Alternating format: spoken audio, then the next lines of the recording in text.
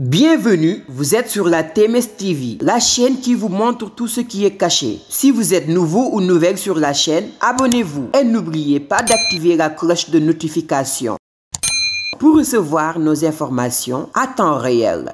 L'histoire récente de la pandémie Covid-19 nous a montré combien nous étions vulnérables, mal préparés face aux pandémies et que par conséquent la santé doit être une priorité permanente. Il y a un peu plus de 4 ans, la Covid avait fortement bouleversé nos systèmes de santé et mis en danger les programmes de vaccination qui étaient alors relégués au second plan. Bien que l'Afrique représente environ 20% de la population mondiale, son industrie de vaccins fournit à peine 0,25% de l'offre mondiale. Le continent est encore largement tributaire d'autres régions du monde pour couvrir ses besoins. C'est dire l'immensité de la tâche qui reste à accomplir pour la souveraineté vaccinale de l'Afrique. L'Institut Pasteur de Dakar a fabriqué son premier vaccin contre la fièvre jaune en 1937.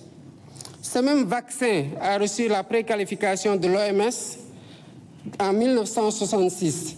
Donc depuis plus de 50 ans.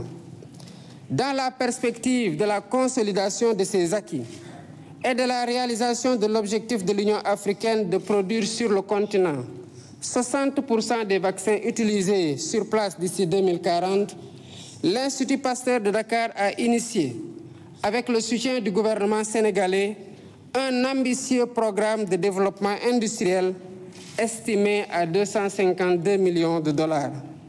Ce programme vise à maîtriser toute la chaîne de valeur en matière de production pharmaceutique, depuis l'identification des besoins jusqu'à l'utilisation des produits par les bénéficiaires.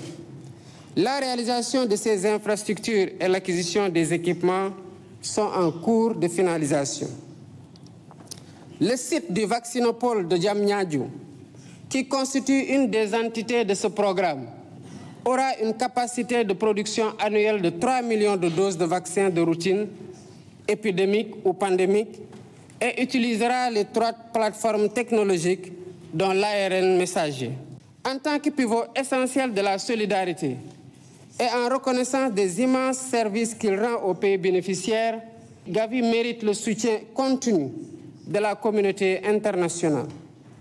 C'est la raison pour laquelle, en ma qualité de président de la République du Sénégal, je lance un appel à tous les pays et institutions partenaires afin qu'ils contribuent généreusement à la reconstitution des fonds de Gavi pour la période particulièrement de 2026 à 2030.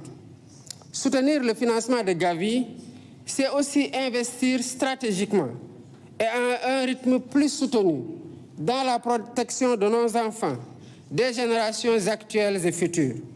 Je serai engagé dans cette campagne pour Gavi et je vous y invite tous. Bienvenue, vous êtes sur la TMS TV, la chaîne qui vous montre tout ce qui est caché. Si vous êtes nouveau ou nouvelle sur la chaîne, abonnez-vous et n'oubliez pas d'activer la cloche de notification pour recevoir nos informations à temps réel.